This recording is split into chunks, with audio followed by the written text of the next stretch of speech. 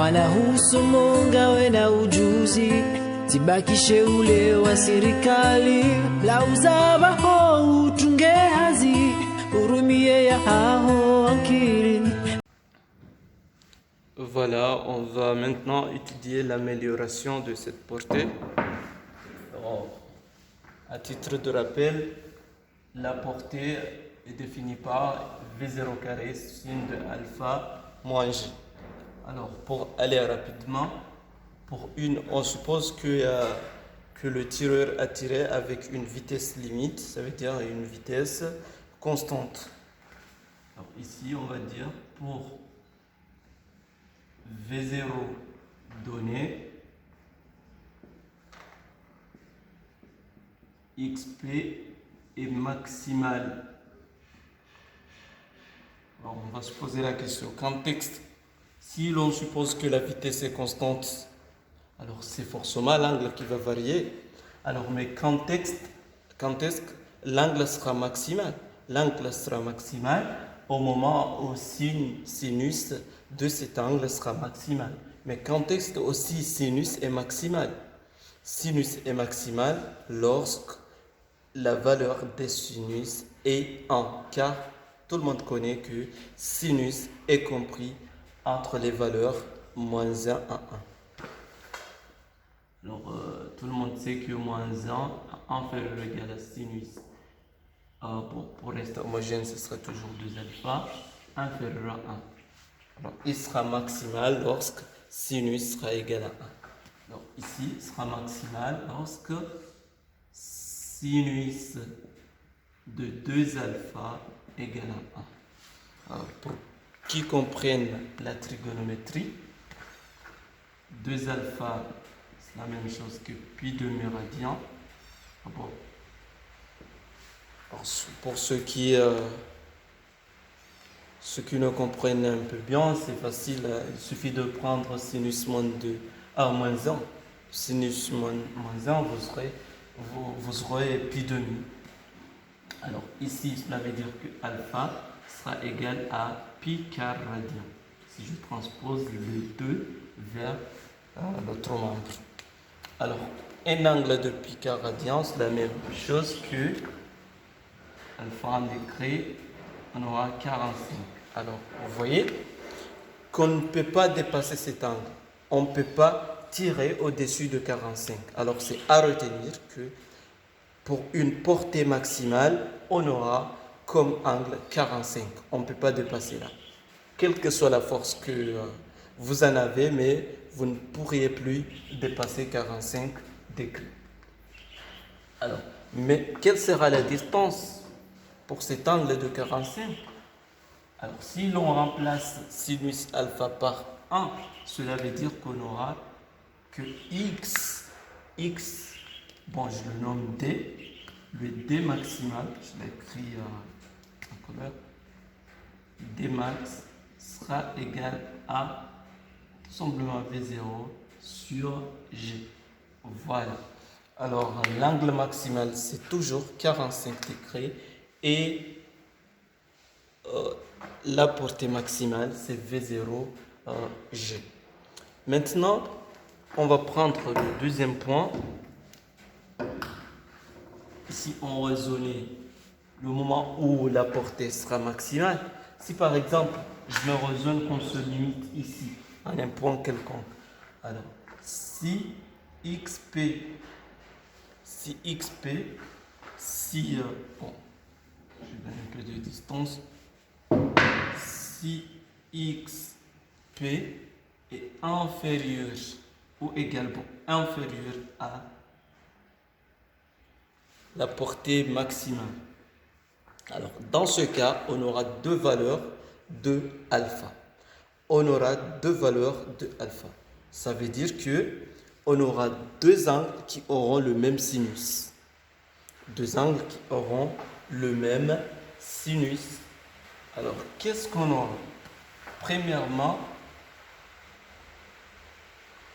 alpha 1, bon, je reste homogène. 2 alpha 1 sera égal à alpha 1 bon, ou 2 alpha 1 sera égal à pi moins alpha. Sera égal à pi moins alpha. Bon, ici, je reste homogène, pardon, moins 2 alpha.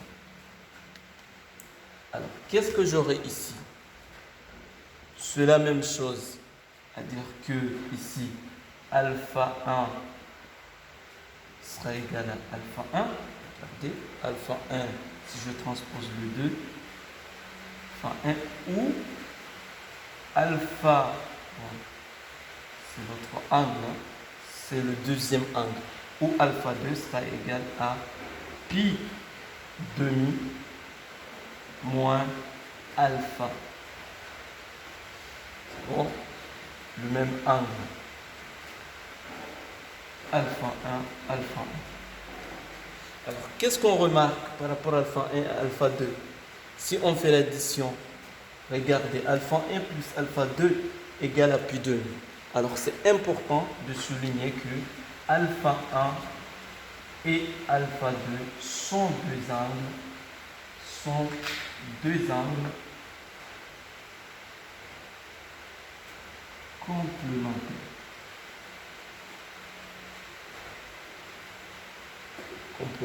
C'est important car on voit bien que la somme fait 90 degrés.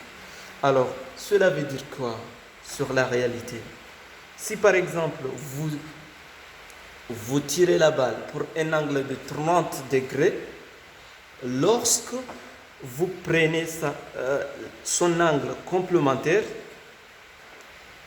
vous aurez, c'est-à-dire le même portée. Vous aurez la même portée, pardon. Si par exemple je tire avec un angle de 80 degrés, de 30 degrés, cela va tout simplement dire que lorsque je tire aussi avec son angle complémentaire qui est 60, parce que 60 plus 30 c'est 90, les deux angles sont bien complémentaires, ça veut dire que j'aurai le même point, le même portée. Alors, pour être plus explicite, plus rigoureux, alors je vais expliquer cette situation. Je passe rapidement. Ici, je reprends le schéma. Ça, c'est le X, le Y, l'angle fait 0. Alors, maintenant, par exemple, regardez, ça c'est je suppose que ça c'est un angle de 45 degrés, ça veut dire que ça c'est la portée maximale. Ça c'est la portée maximale, je ne peux pas dépasser là. Ça c'est la portée maximale. Si par exemple maintenant, je prends un angle de 30, alors j'aurai bien évidemment une portée qui sera plus petite que la portée maximale. Un XP en ce point. Si par exemple je prends son angle complémentaire, je prends par exemple un angle de 60.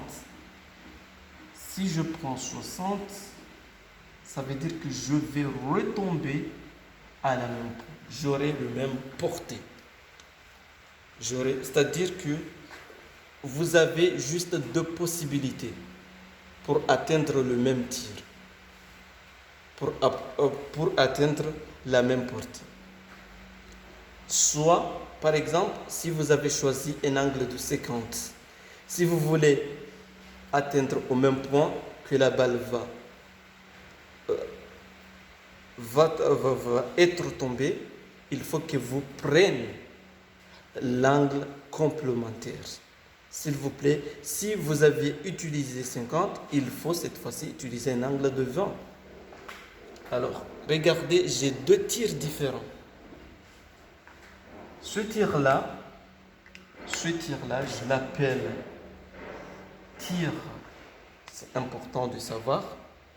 Ça, je l'appelle tir tendu. Tir tendu. Tandis que l'autre, là, je l'appelle tir en cloche. Voilà les deux possibilités de tir que vous allez en avoir. Alors, je vous remercie et je vous souhaite une bonne courage. Et juste après la flèche.